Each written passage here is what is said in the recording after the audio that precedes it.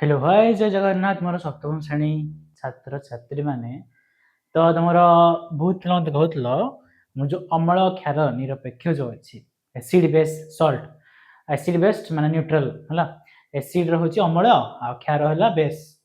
है तार अभ्यास कार्यटा कर तार प्रश्न उत्तर अभ्यास कार्यटा कर ठीक अच्छे हो तो अम्ल मान तुम पढ़ीच ना कौन खट्टा लगे क्षार माने बेस माने खारिया लगे ठीक अच्छे हो आउ कौन पढ़ी ना आमर अम्लीय है से कौन कर देख क्वेश्चन करिया फास्ट रु है एक नंबर क्वेश्चन रु तुम 12 नंबर क्वेश्चन जाके क्वेश्चन करे तुम मान को पूरा बुझे बुझे उत्तर सहित चलो देख फास्ट प्रथम क्वेश्चन देख प्लान देछि एक द्रवण लाल लिटमस कागज को नील करे तो निम्न द्रवण गुड़िक मध्यरु क्यों द्रवण अधिक मिसाइले लिटमस कागज रंग पुणी लाल हो है से कौन कही ना गोटे द्रवण अच्छी है गोटे द्रवण अच्छी से लाल लिटमस कागज नील करे लाल नील करे है तो निम्न देछि कौन से देछि निम्न माने ऑप्शन देछि एबीसीडी क ख ग घ देछि मान को भितर क्या क्या मिसाइले क्या मिसाइले सी कौन हे ना क्यों द्रवण अधिक मिसाइले कागजटा पुणी रंग लाल हो हो देख पिलाने देख है उत्तर हो पाने भिनेगार कौन उत्तर भिनेगार ग है उत्तर कौन पाई कारण है आमर जो द्रवण लाल लिटमस कागज रु नील करे आम कौन पढ़ी लाल लाल कलर रु नील लिटमस पेपर है कौन बेस माने क्षारीय क्षारीय ठीक अच्छे तो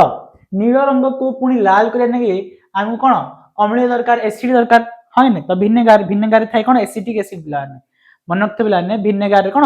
एसिटिक एसिड थाए राकू पड़ो भिनेगार कौन थाए एसिटिक एसिड थाए तो सी कौन कला नील रु नाली करदेला ठीक अच्छे आगे तुम लिखिपार भल भाव सेन्टेन्स अच्छी मुझे देखी दिए सब स्क्रीन प्रॉपर्ली विजिबल अच्छी ना नहीं सब उत्तर गुड़ाक सब प्रॉपर्ली विजिबल अच्छी बढ़िया आकार में तुम लिखिपार है क्वेश्चन नंबर 2 चलो क्वेश्चन नंबर 2 देखिए पिलाने ना कौन तुमको क ख ग घ क ख ग तीन टी अजଣା द्रव्य दिगला गोटे हूँ किए अम्लीय किए क्षारीय किए निरपेक्ष तुम्हें जानी ना है तीन टा दिखाई क ख है दिखाई तुम जानना सी अम्लीय ना क्षारीय ना निरपेक्ष है आम जानना ओके हो तो द्रवण क लाल लिटमस द्रवण मिसेले ताहा नील हुए तो पिलाने एबे रिसेंट पढ़ले लाल नील है आम कौन देखले ना आमर क्षारीय तो ये आम प्रश्न देख पारे सठिक विकल्प क क्षारीय अम्ल निरपेक्ष अथवा फास्ट है क्षारीय ठीक अच्छे तापर सेकेंड देखिया 2 नंबर फास्ट है क्षारीय कहीदेली आउ किसी उत्तर ना हो द्रवण क है कौन ना क्षारीय ना लाल लिटमस रु नील लिटमस करुवा देखले कौन कह क्षारीय कहवा से द्रवण ख देख क्वेश्चन कौन दे द्रवण ख ना द्रवण ख रे अल्प किसी बुंदा हलदी द्रवण मिसेले यह लाल हो जाए तो पुणी सी नील रु लाल हो जाए कौन एसिड माने अम्लीय तो खड़ा कौन हम ना द्रवण रंग लाल करुवा बेले कौन कहे अम्लीय कहीदे तो फास्ट शुण पिलाने मन देखिए शुण फास्टा लाली लिटमस पेपर लाल लिटमस पेपर नील लिटमस पेपर हो गला तो कड़ा क्षारीय है आ खड़ा पुणी से लाल को परिवर्तन हो गला माने कौन खड़ा है आमर कौन ना अम्लीय ठीक अच्छे आउ लास्ट देछि ना कौन लास्ट देछि ओ लाल गोलाप प्रस्तुति पदार्थ द्रवण गरे मिसेले ता सबुज हुए है सबुज हुए मन रख पिलाने सबुज आमर गोलाप रे कौन कले से सबुज हुए ना तुम मन रखो लाल गोलाप क्षारीय पकड़े कौन सबुज हो बोली ठीक अच्छे कौन क्षारीय पकड़े हौ एत मन रखीदेला क्वेश्चन नंबर 3 वन प्रश्न 3 को जीवा 2.13 एटा 2.7 जाई देख 2 लिखा था एटा 2.13 2.14 2.15 है से चित्र देछि बुझ क्वेश्चन बुझ प्लान हमर एटा 3 नंबर क्वेश्चन कौन 3टा चित्र देछि है 3टा चित्र रे लाल गोलाप रस रु टेस्ट कराई लाल गोलाप रस रे कोडा को कलर अच्छी देखिबा तो देखिया मु चिन्हर अच्छी कोडा अम्लीय कोडा क्षारीय कोडा निरपेक्ष ठीक अच्छे कौटू ना यही 3टा को लक्ष्य करी देखिया जो लाल गोलाप रस प्रस्तुति कागज व्यवहार कराई तो प्रति पात्र ଥିବା द्रवण गुड़िक नाम अंकित करिया ठीक अच्छे ना लाल गोलाप इंडिकेटर सूचक लाल गोलाप मिसेले सी को कलर दउची यही कलर देला सी अम्ल जीव ना क्षारीय जीव ना कोडे जीव निरपेक्ष जीव तो क्वेश्चन नंबर 3 देख पिला प्रथम फास्ट जोड़ा रह गला कोन ये हे जाईछि 7.13 गाढ़ गोलापी यही पात्र अम्ल द्रवण अच्छी कारण मंदार फूल रस अम्ल मिसले गाढ़ गोलापी रंग हुए बाकी एडा टिके भूलभाल टिके रखी देखी दियो मो कथा आमर 1 3 जो अछि सबुज हो जाईछि ए लेखा टिके चेंज कर दबो हला ये लेखा चेंज कर दबो के माने उल्टा पलटा जाईछि उल्टा पलटा माने एमती हो जाईछि हला ए देखो फास्ट उत्तरटा हला 3 माने ए जो फास्ट उत्तर देखुछो ए हला हमर कोन 2 पॉइंट ए जो एडा हला 2.15 रो उत्तर ठीक अछि आ एडा हला 2.14 रो उत्तर आ एडा हला 2.1 माने 3 रो उत्तर ठीक अछि एडा प्रथमटा सबुज हो जाईछि पिला ने सबुज सेटा कोन क्षारीय कहबा प्रथम क्षेत्र देखो चित्र देखुछो कोन हे सबुज हो जाईछि सबुज हो जाईछि ताकू म कोन कहबी प्रथम क्षेत्र द्रवणडी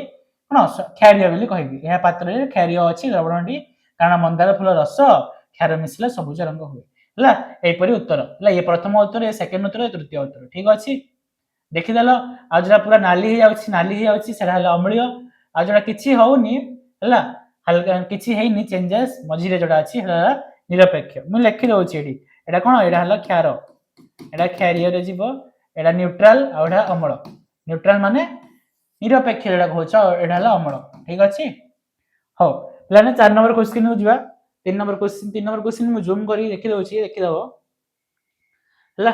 एतला 3 नंबर क्वेश्चन चलो बे कउडी जा 4 नंबर क्वेश्चन को जिवो चलो 4 नंबर बेसी किसी नै बिला देखो 4 नंबर क्वेश्चन आटी पढि दियो क्वेश्चन कोन देछि देखो क्वेश्चन बुझो ना विज्ञान गार रे थिबा एक तौल नमूना भिन्न भिन्न सूचक द्वारा निम्न मते परीक्षा करावाला सूचक परिवर्तन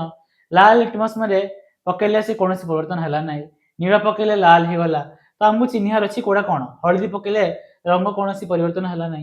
हला हो चलो देखिया क्वेश्चन 4 रो उत्तर करिया चलो देखो ना फास्ट हेबो हमर न्यूट्रल जो लुण पानी दोछि न्यूट्रल माने तमे कह पारो निरपेक्ष जो रहउछि हला तो परीक्षा धरे तीनटी जाक द्रवण प्रकृति रो कोन निम्नलिखित स्थिर करा गला प्रथम देखो लुण पानी हला तापरे अम्लीय द्रवण देखि दियो आ थरे देखि दियो हला एठी जो अछि सूचक माने लाल लिटमस पकेले किछि परिवर्तन हला नै किछि परिवर्तन हला नै माने निरपेक्ष रे जीव निरपेक्ष माने न्यूट्रल रे जीव अछि आ नील लिटमस पेपर लाल हे गला तो सेकंड अम्लीय द्रवण हबो हम जानि छ नीलरु लाल हे गले कोन अम्लीय बोली जानि छ आ लास्ट ता रहिला सी कोन हळदी पानी पकेले किछि हला नै हला तो हळदी पानी पकेले किछि हला नै कोन ना क्यों क्षारीय द्रवण ठीक अछि प्रथमे लुण पानी लिखि पारियो और निरपेक्ष भी लिखि पारियो लुण पानी लिखि पारियो नले निरपेक्ष भी लिखि पारिबो देखाइनी प्रकृति निरपेक्ष ठीक अछि सेकंड हमर जोडा हला कोन ना नील लिटमस लाल हे गला से हला अम्लीय आ थर्ड टा कोन नामे जो हळदी पकेले से कोनसी परिवर्तन हला नै हला ठीक अछि हो चलो पिला ने 5 नंबर क्वेश्चन देखिया 5 नंबर लिपिका आखि बुझितिबा अवस्था रे अम्लीय की क्षारीय परीक्षा करिया पई ताकू दुईटी अजणा द्रवण दिया गला हला सी कोन हमर लिपिका जने जोडे ता कोन कहै छि ना हमर अम्लीय क्षारीय टेस्ट करिया अछि आखि बुझिबो आ टेस्ट करिवो सी अम्लीय कोडा क्षारीय से द्रवण दुईटी गुण परीक्षा पई लिपिका की सूचक पदार्थ व्यवहार करिवा उचित तो देखिया चलो हो प्रथम देखो ला लिपिका आखि बुझिथिया रंग परिवर्तन देखि पारिबे नाही खास कथा लिपिका आखि बंद करिछि तो से आखि बंद करले से रंग देखि पारिबो नाही हला घ्राण सूचक गंध अम्ल और क्षार रे बदली थाए हला एहा को सुंघी द्रवण प्रकृति सहज रे जानि पारिबो तो फास्ट कथा क्वेश्चन हला सी देखि पारनी तो तमे किछि लिटमस नै पारबनी हळदी नाही गोलाप नै पारबनी तमे एठी गंध माने सी सुंघी की कहइबो ना सी अम्ल ना क्षार ठीक अछि हो तो कोन करिवो ना प्याज नै पारिबो नले भानिला नै पारिबो नले लवंग तेल नै पारिबो प्याज कोन हबो ना क्षार रे यार गंध नष्ट होई जाय अम्ल रे यार गंध बदले नै ठीक अछि प्याज तमे जदि नबो से कोन क्षार माने हमरो क्षार रे तार गंधडा पळेबो प्याज गंधडा पळे जाय ଆଉ ଅମ୍ଳରେ ତମ ଗନ୍ଧଟା ବଦଳାଇ ନାହିଁ ହେଲା, ଏହାର ଗନ୍ଧ ନଷ୍ଟ ହୋଇଯାଏ। କ୍ଷାରରେ ତାର ଯୋଉ ସ୍ମେଲ ଥାଏ, ପିଆଜର ସ୍ମେଲଟା ଯୋଉ ନିଶ୍ୱାସ ନେଉଛ ପିଆଜର ସ୍ମେଲ ଥାଏ, ତ ତମେ କ୍ଷାର ପକେଇଲ ସେ ଗନ୍ଧଟା ପଳେଇବ। ତାପରେ ଯଦି ତମେ ଅମଳ ପକେଇଲ ସିଏ କିଛି ତାର ମାନେ ଗନ୍ଧ ଯିବନି, ସେଇ ଗନ୍ଧ ରହିବ ହେଲା।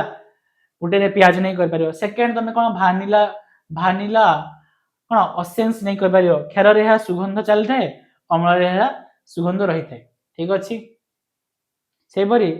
ଲବଙ୍ଗ ତେଲ ନେଇକି ବି କରିପାରିବ। ନା କ୍ଷୀରରେ ଦ୍ରବଣର ଏହାର ଗନ୍ଧ ବାହାରି ହୁଏ ନାହିଁ। ଠିକ ଅଛି, ବୁଝା ହେଲା ପିଲାମାନେ ହେଲା। ତ ମେନ୍ ପଏଣ୍ଟ ହେଲା ସେ ଦେଖିପାରୁନି, ତମେ ମନେ ରଖିବ ଦେଖିପାରୁନି ମାନେ କଣ ନା ସେ ଶୁଙ୍ଘିକି କହିବ ତାର ଏ କ୍ଷାରୀୟ ନା ଅମ୍ଳୀୟ। ଠିକ ଅଛି,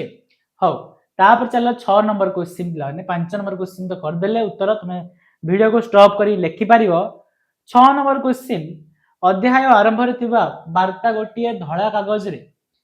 ଲେଖିବା ପାଇଁ ତୁମେ କେଉଁ କେଉଁ ଉପାଦାନ ବ୍ୟବହାର କରିବ? ତୁମର ସ୍ପ୍ରେ ବୋତଲରେ ଏଥିପାଇଁ କଣ ରଖିବ? ବିଭିନ୍ନ ସାମଗ୍ରୀ ଯୋଜନା ଲେଖ, ରଙ୍ଗକୁ ନେଇ ଏକ ସାରଣୀ ତିଆରି କର। ଚାଲ ଦେଖିବା 6 ନମ୍ବର କ୍ୱେଶ୍ଚିନ୍ ପିଲାମାନେ ହେଲା। ଚାଲ, ହଉ। ତ 6 ନମ୍ବର କ୍ୱେଶ୍ଚିନ୍ ଟିକେ ରୁହ ଦେଖିଦିଏ। ଏହା ହେଲା 5 ନମ୍ବର। 6 ନମ୍ବର କ୍ୱେଶ୍ଚିନ୍ ବାହାରକେ ଦେବା, ଏଠି ଯାଇନା ବାହାର କରୁଛି ତମମାନଙ୍କ ପାଇଁ। 10 ଅଛି 9 ଅଛି ଆଣିନି, 6 ନମ୍ବରଟା ବାହାରକେ ଦେଉଛି, ଟିକେ ରୁହ ଖୋଜିକି ବାହାରକେ ଦେବା। ये 9 नंबर अच्छी 10 କରାହେଇଛି 8 7 6 ହଉ 8 7 6 ଟା ମୁଁ ଆଣି ଦଉଛି। ଟିକେ ମତେ ମିନିଟେ ବାଇ ଟାଇମ ଦିଅ, ମିନିଟେ ଟାଇମ ଦିଅ, ମୁଁ ବାହାରକେ ଦଉଛି। ଆଣିଥିଲି 6 ନମ୍ବରଟା କ୍ୱେଶ୍ଚିନ୍ ଦେଇଛି। ଆଧା ଆଣିଥିବା ଗୋଟିଏ ଧଳା କାଗଜରେ ଲେଖିଥିବା ତୁମେ କେଉଁ କେଉଁ ଉପାଦାନ। ହଉ ଠିକ ଅଛି, ଧଳା କାଗଜ କୁଆଡେ ଗଲା ବେଟା? 6 ନମ୍ବର କ୍ୱେଶ୍ଚିନ୍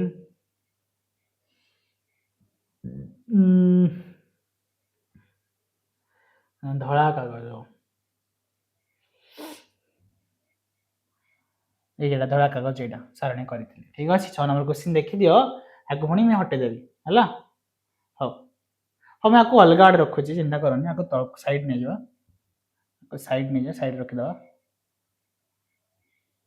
ହେଲା। ହଉ ଦେଖ, ସିଏ ଆମର କଣ କହିଛି? ଧଳା କାଗଜରେ ହେଲା, ଧଳା କାଗଜରେ ତମେ ପକେଇବ। ଧଳା କାଗଜରେ ଆଦୃଶ୍ୟ ଲେଖିବା ଏବଂ ତାକୁ ରଙ୍ଗୀନ କରି ରଖିବା ପାଇଁ ପ୍ରାକୃତିକ ସୂଚକ ବ୍ୟବହାର କରାଯାଏ। ଏଥିପାଇଁ ସାରଣୀ ଗୋଟେ ବନା ହେଇଛି, 3ଟା ସାରଣୀ ବନେଇଛି ଦେଖ ହେଲା। ସାରଣୀରେ ଦେଇଛି ମୁଁ ଲେଖିବା ପାଇଁ ବ୍ୟବହୃତ ଉପାଦାନ ଲେଖି ଦେଇଛି ହେଲା। 3ଟାରେ ସାରଣୀରେ ମୁଁ 3ଟା ନେଇଛି, 1 2 3 ହେଲା। ତାପରେ ଇଏ ନେଇଛି, ଏମିତି ନେଇଛି। ଠିକ ଅଛି, ତମେ ସାରଣୀ କରିଦବ। ଫାର୍ଷ୍ଟ ସାରଣୀ ଦେଇଛି ଲେଖିବା ପାଇଁ ବ୍ୟବହୃତ ଉପାଦାନ। ସେକେଣ୍ଡ ଲେଖା ହେଇଛି ମାନେ ପରେ କାଗଜରେ ଲାଗିଥିବା ସୂଚକ, ତାପରେ ଦେଖାଯାଉଥିବା ଲେଖାର ରଙ୍ଗ। ଠିକ ଅଛି, ଫାର୍ଷ୍ଟ ଲେମ୍ବୁ ରସ ପକେଇଲୁ ହେଲା। କଣ ଲେଖିବା ପାଇଁ ଲେମ୍ବୁ ରସ ନେଲୁ, ବ୍ୟବହୃତ ଉପାଦାନ କଣ? ଲେମ୍ବୁ ରସ ନେଲୁ ହେଲା। ପରେ କାଗଜ ଉପରେ ଲାଗି ଯାଇଥିବା ସୂଚକ, ଲେମ୍ବୁ ରସ ନେଲେ ମନ୍ଦାର ଫୁଲ ରସ। ତାପରେ ଠିକ ଅଛି, ଆଉ ସେ ଦେଖାଯାଉଥିବା ରଙ୍ଗ କଣ? ଗାଢ ଗୋଲାପୀ ରହିଲା। ଠିକ ଅଛି, ଆଉଥରେ ବୁଝିବାକୁ ଚେଷ୍ଟା କର, ଆଉଥରେ ବୁଝଉଛି। ଲେଖିବା ପାଇଁ ବ୍ୟବହୃତ ଉପାଦାନର ଅମ୍ଳ କ୍ଷାର। ତ ଲେଖିବା ପାଇଁ ମୁଁ କଣ ନେଲି? ଗୋଟେ ଅମ୍ଳ ନେଲି, ଲେମ୍ବୁ ରସ। ଠିକ ଅଛି, ଲେମ୍ବୁ ରସ ନେଲା ପରେ ସେ କଣ ହେଇଛି? ପରେ କାଗଜ ଉପରେ ଲାଗି ଯିବାକୁ ଥିବା ସୂଚକ ହେଲା, ମନ୍ଦାର ଫୁଲ ରସ ସୂଚକ ଦିଆଗଲା। ତାପରେ ସେ କଣ କଲର ଦେଲା? ଗାଢ ଗୋଲାପୀ ଦେଲା। ତାପରେ ସାବୁନ ପାଣି ନେଲି, ସାବୁନ ପାଣିରେ କଣ ନା ହଳଦୀ ଗୁଣ୍ଡ ପାଣି ମିଶା ଗଲା, ସେ କଣ ଦେଲା? ଲାଲ କଲର ଦେଲା। ଠିକ ଅଛି, ଜାଣିପାରୁଥିବ ହେଲା। ପରେ କାଗଜ ଉପରେ ଲାଗି ଯାଉଥିବା ସୂଚକ ହେଲା, ତାପରେ ସେଟା ଦିଆହେଇଛି। ସେହିପରି ଏଠି କଣ ହେଇଗଲା? ଗୋଟେ କ୍ଷାରୀୟ ଚୂନ ପାଣି ନିଆହେଇଛି, ଏଠି ମନ୍ଦାର ଫୁଲ ରସ ନିଆହେଇଛି। ତ କଣ ହେଇଗଲା? ସବୁଜ କଲର ହେଇଗଲା। ଠିକ ଅଛି, ଏ ସାରଣୀ କରିଦେବ ହେଲା, ସାରଣୀ କରିଦେବ। ଠିକ ଅଛି, ହଉ। ଜାଣିପାରୁଥିବ ଆମର ଖାରିଆରେ କଣ ସବୁଜ କଲର ହୁଏ, ତମେ ଜାଣିଥିବ ହେଲା। ଆଉ ହଳଦୀ ଗୁଣ୍ଡ ପାଣି ଅଛି ହେଲା, ତମେ ଖାରିଆ ମିଶେଇଲ, ସେଇଠି କଣ ହେଲା? ଲାଲ କଲର ହେଇଗଲା। ଠିକ ଅଛି, ଠିକ ଅଛି ପିଲାମାନେ। ହଉ, ଏଗୁଡା ସୂଚକ ଗୁଡାକ। ହଳଦୀ ଗୁଣ୍ଡ ପାଣି ରହିଲା ସୂଚକ, ମନ୍ଦାର ଫୁଲ ରସ ସୂଚକ ହେଲା, ଯେମିତି ଆମର ଗୋଲାପ ସୂଚକ ଗୋଟେ, ସେପରି ସୂଚକ ଗୁଡାକ। ତ ଚାଲ 6 ନମ୍ବର ପରେ 7 ନମ୍ବର କ୍ୱେଶ୍ଚିନ୍ ଦେଖିବା। ଅଙ୍ଗୁର ରସ କଣ? ଅଙ୍ଗୁର ରସ ସହିତ ଲାଲ ଗୋଲାପରୁ ସଂଗୃହୀତ ପଦାର୍ଥ କଣ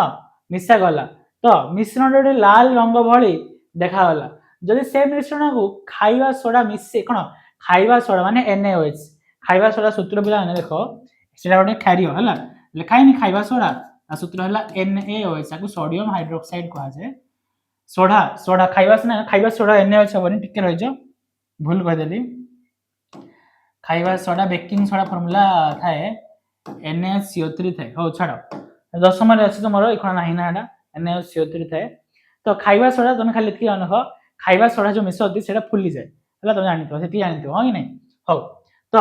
कते एटा 8 number question 8 number 7 number question हरके दोसी तुम मन कोई हला अंगूर रस हो 7 नंबर क्वेश्चन हरके दा क्वेश्चन नंबर 7 हां कोड वाला 7 नंबर क्वेश्चन हाय हाय ये हला 7 नंबर क्वेश्चन आई थिंक हला देखि दो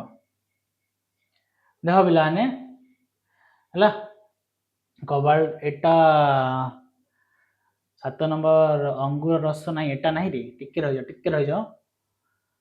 तार कल्प दिन में आखपाखर शुष्क वार्ता पाईगला तो वार्ताटी पढ़ा ना एटा 7 नंबर नहीं काटिदेवा है 7 नंबर आउट आणुची अंगूर रस नहीं हाय हाय गरम गरम तो हो कौन करिया तो दुनिया प्लास्टिक पानिया हो तो देखिए 7 नंबर क्वेश्चन बड़ा वाला 6 नंबर 7 नंबर क्वेश्चन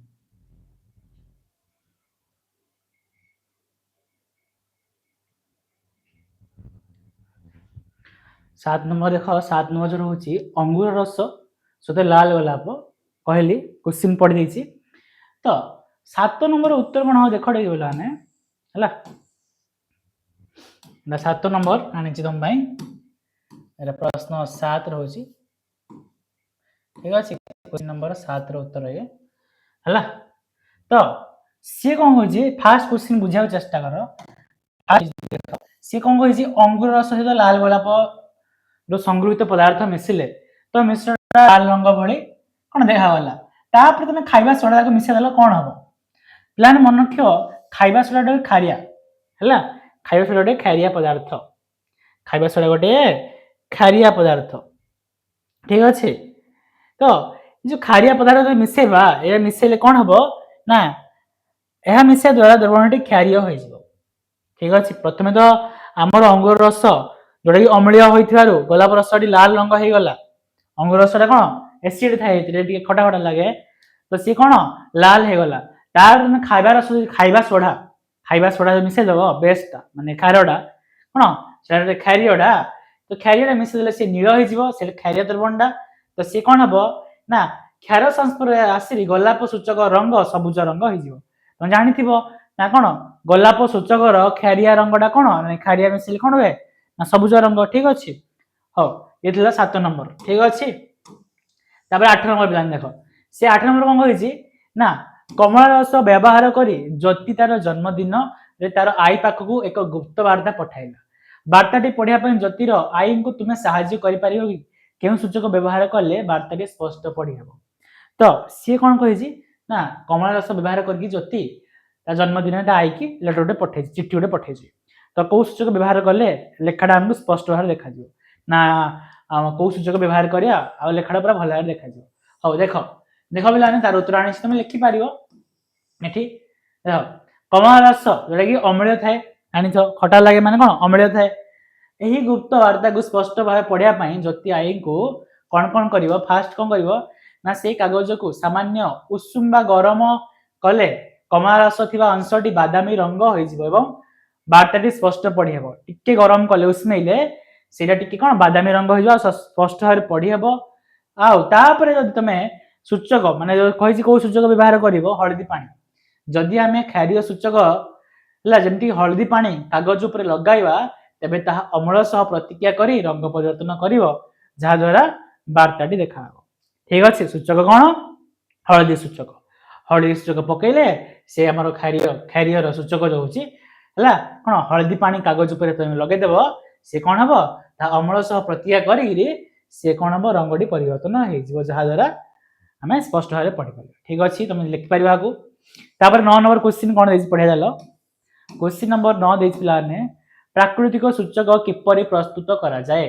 प्राकृतिक सूचक किपरि प्रस्तुत करा जाए उदाहरण सह वर्णना करो हो देखो नौ नंबर क्वेश्चन प्राकृतिक प्रस्तुत प्राकृतिर जो सूचक गुड़ा कौन कौन हलदी रहा गोलाप रहा से सब प्रकृतिर सूचक गुड़ा मिले है जो प्रकृति मिलूनी कौड़ा लिटमस किंतु हलदी गोलाप से गुड़ा प्रकृतिर सूचक गुड़ाक जो जापर अम्ल गुड़ा क्षार गुड़ा ठीक अच्छे हौ देख उदाहरण है फास्ट हलदी हलदी कौन प्रथम किसी हलदी गुंड सामान्य पानी में मिसेले एक मोटा पेस्ट प्रस्तुत करंतु यही पेस्ट को एक धड़ा कागज नहीं फिल्टर कागज उपरे भल भाव लेपि दिंतु फास्ट हलदी गुंड को नेल है पेस्ट तैयारी कर धड़ा कागज लगेदेल लगे सारापर कागज टी किसी समय खरा रखिदेव है सी सुखीज सुखी सारापर कौन कर सुखी सारापर ना सुखी सारापर यह पतला पतला पट्टी माने पतला पतला पट्टी रे काटिदेवा है पतला पतला पट्टी काटिदेव काटि सारापर बर्तमान आपण मैंने प्राकृतिक हलदी कागज सूचक प्रस्तुत होगा है जो कागज तैयारी है हलदीर से तुम कौन जापर किसी अम्लीय जिनस पकई किसी क्षारीय जिनस पकई जापर कौन कलर रंग परिवर्तन अनुसार तुम जापर कौन ना ये अम्लीय ना क्षारीय ठीक अच्छे हो तापरे 9 नंबर पर पिला देखिए 10 नंबर कौन अच्छी क्वेश्चन 10 नंबर देसी हमर ना तुमको भिनेगार खाइबा सोडा द्रवण और चीनी द्रवण यही तीनोटी तरल पदार्थ दिज्व केवल हलदी कागज व्यवहार करी तुम्हें से 3टी पदार्थ को चिन्हित कर ठीक अच्छे हलदी कागज व्यवहार कर चलो 10 नंबर बुझिया टे चलो हो आस तो हाँ फास्ट कथा आमर देख गोटे बड़ कर दिए तुम भलसे देखा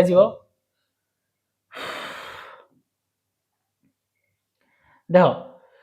केवल हलदी कागज व्यवहार करी आमे भिनेगार खाइबा सोडा द्रवण और चीनी द्रवण को प्रकृति चिन्हित कर पारिबा कारण कौन पाई देख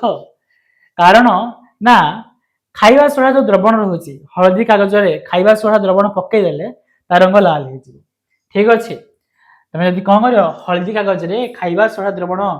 पकईले रंग लाल हो जाए एथिरु मानित हुए जे खाइबा सोडा एक कौन क्षारीय पदार्थ कि पदार्थ क्षारीय पदार्थ एटा रंग नील नील लिखा था लाल लिखी भूल क्षारीय है तो हलदी कागज रे खाइबा सोडा पकईल हलदी कागज हाँ हलदी कागज खाइबा सोडा रंग पकईले सी रंग लाल हो ठीक अच्छे हलदीर सूचक कार हलदीर सूचक मुझे भूल नील कहली नील कौन लिटमस लिटमस सूचक आमर लाल रु नील हेल्ले से क्षारीय ठीक अच्छे हलदी सूचक खाइबा सोडा द्रवण पकईदे से रंग लाल हो जापर यहाँ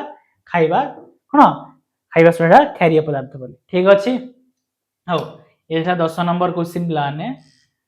तो 10 नंबर क्वेश्चन पर आपको जीवा साइड कर दी 11 12 9 2टी क्वेश्चन रहा आत्र 2टी क्वेश्चन रहा हो चलो 11 नंबर क्वेश्चन कौन कहूँ ना लाल गोलाप प्रस्तुति पदार्थ को एक तरल तरल हम जानना लेटेक्स निहाई जानना माने लेटेक्स निहाई एक्स रे मिसाइले तरल रंग सबुज हुए तो पिलाने गोलाप आमे कौन मिसेले सबुज रंग हुए क्षारीय तापरे तापरे कहल तरल एक्स रो प्रकृति कौन प्रकृति क्षारीय प्रकृति एक्स रो अधिक अमला रस मिसेले कौन हम यदि क्षारीय रे पुणी तुम अम्ल मिसाई दब कौन हम देखिया हो तार मु भलसे लिखिकी आनी 11 नंबर कहली से क्षारीय लिखिदेव एक्स क्षारीय प्रकृतिर कहीं हम जानी गोलाप किंवा मंदार सूचक संस्पर्श सबुज होता है सबुज कलर है माने कौन सी क्षारीय कार कर गोलाप ना लाल मंदार जदि सबुज द्रवणटी अम्ल रस मिसेदेले से कौन हो प्रशमित हो शेष गाढ़ गोलापी है गाढ़ गोलापी परिणत हो लास्ट गोटे सारणी है सारणी पूरण करवा ये जो 12 नंबर सारणी सारणी देख मूर्तिका डैश होता है तो सारणी जो आनी लिखिदे है बाम बाम मान जानी एपटे बाम एपटे डाहाण है बामर द्वितीय बाक्स तुम भर अम्लीय भर मूर्तिका प्रकृति अम्लीय हो डाहाण पाख जो रहा मूर्तिका प्रकृति क्षारीय हो ठीक अच्छे डाहाण मान एपटे प्रथम देख प्रथम एपटे रहा आमर जो बाम पटे लेफ्ट पटे रहा एपटे डाहाण पटे है पूरण कल सेकेंड आकु थर्ड आकु फोर्थ आकु ठीक अच्छे से कराई तो प्रथम रहा अम्लीय द्वितीय रहा क्षारीय 3 नंबर है लिटमस कागज किंबा सार्वजनिक सूचक ହେଲା 4 ନମ୍ବରଟା ହେଲା କଣ ପାଖୁଡା କଣ ପୋଡା ଚୂନ ହେଲା ପୋଡା ଚୂନ ସରି ଅମ୍ଳ ମୃତ୍ତିକାକୁ ପୋଡା ଚୂନ ବା ଚୂନ ଗୁଣ୍ଡ ଦ୍ୱାରା ପ୍ରତିକାର କରାଯାଇ ପାରିବ। ଲାଷ୍ଟ ହେଲା ଯୋଉ ରହୁଛି ଡାହାଣ ପାଖ ଶେଷ ବାକ୍ସ ରହିଲା ଡାହାଣ ପାଖର ଲାଷ୍ଟର ଶେଷ ବାକ୍ସଟା କ୍ଷାରୀୟ ମୃତ୍ତିକାକୁ ଜୈବ ସାର ହେଲା ଦ୍ୱାରା ପ୍ରତିକାର କରାଯାଇପାରିବ। ଆଉ 3 ନମ୍ବର ହେଲା ମଝି ବାକ୍ସ 3 ନମ୍ବର ହେଲା ମଝିଟା 3ଟା ହେଲା ମଝିଟା ଠିକ ଅଛି ମୁଁ କହିଥିଲି ଲେଖି ଦଉଛି ଏଠି ଲେଖି ଦଉଛି କୋଉଟା କେତେ ନମ୍ବର ହେଲା এটা ପିଲାମାନେ 1 ନମ୍ବର এটা 2 ନମ୍ବର এটা ମଝିଟା ହେଲା 3 ନମ୍ବର এটা 4 ନମ୍ବର এটা 5 ନମ୍ବର ଠିକ ଅଛି। ଆଉ ମୁଁ ଆଶା କରେ ବୁଝା ପଡିଥିବ ତମକୁ ପୁରା ଭଲସେ ଆଉ 1 3 4 5 ଯୋଉ କହିଲି ଆଉ ଏଠି ଲେଖା ବି ହେଇଛି ତମେ ଲେଖିଦବ ଏଠି ଲେଖିବନି ଟିକେ ବାମ ପାଖ କିଛି ଲେଖିବାର ନାହିଁ ନା ତମେ ଖାଲି ଏଇଟା ଅମ୍ଳୀୟ କ୍ଷାରୀୟ ଏଇ ଯୋଉ ଲେଖା ହେଇନି ପୁରା କଳାରେ ଅଛି ଏଇ କଳା ଗୁଡାକ ଲେଖିବାର ଅଛି କଳାରେ ଯୋଉ ହାଇଲାଇଟ ହେଇକି ଅଛି ହେଲା ସେଇଟା ମୁଁ ଲେଖିବାର ଅଛି। ଏତିକି ଥିଲା ପ୍ରଶ୍ନ ଉତ୍ତର ଦ୍ୱିତୀୟ ଚାପ୍ଟରର ଅମ୍ଳୀୟ କ୍ଷାର ନିରପେକ୍ଷର ହେଲା ଆଉ ଭଲସେ ବୁଝା ପଡିଥିବ ଚାପ୍ଟରରେ ତମେ ଷ୍ଟାର୍ଟିଂରୁ ପଢିଥିବ ଆମର ଲିଟମସ୍ ଲାଇକେନ୍ ଇତ୍ୟାଦି ତାପରେ ଦେଖିଲ ଯୋଉଟା ଆମ ପ୍ରକୃତିରୁ କିଛି ସୂଚକ ମିଳୁଛି ଗୋଲାପ ରହିଲା ମନ୍ଦାର ରହିଲା ହଳଦୀ ରହିଲା ତାପରେ ରଙ୍ଗ ପରେ ପରେ ଯଦି ତମେ ଦେଖିପାରିବ କଣ ଗନ୍ଧ ଶୁଣିକି ବି ଜାଣିପାରିବ କଣ ଏଇଟା କୋଉ ମାନେ ଅମ୍ଳ ନା କ୍ଷାରୀୟ କାର ନା ପିଆଜ ନେଇକି ଜାଣିପାରିବ ଠିକ ଅଛି ଖାଇବା ପିଆଜ ଯୋଉ ରସଗୁଲି କହୁଛ ତୁମ ଆଶା କରେ ଭିଡିଓଟି ଭଲ ଲାଗିଥିବ ବୁଝା ପଡିଥିବ ଲେଖା ଗୁଡାକ ତମେ ଭିଡିଓକୁ ପଜ କରିକି ଲେଖିପାରିବ ହେଲା ଆଉ ଭିଡିଓଟି ଭଲ ଲାଗି ଯଦି ଲାଇକ୍ କର ସବସ୍କ୍ରାଇବ କରି ଯିଏ ନୂଆ ଆସିଛ ପିଲାମାନେ ଆଉ ସବସ୍କ୍ରାଇବ କରିବା ଭୁଲିବନି କମେଣ୍ଟ ଲେଖା କରିବ ଆଉ ଯଦି କିଛି ଦରକାର ପ୍ରଶ୍ନ ଉତ୍ତର ଦରକାର କୋଉ ଚାପ୍ଟର ବୁଝିବା ଅଛି ତମକୁ ହେଲା କମେଣ୍ଟ କର ତାକୁ ମୁଁ ଭିଡିଓରେ ଆଣି ପକେଇବି ଠିକ ଅଛି ପିଲାମାନେ ଜୟ Jagannath thank you for watching.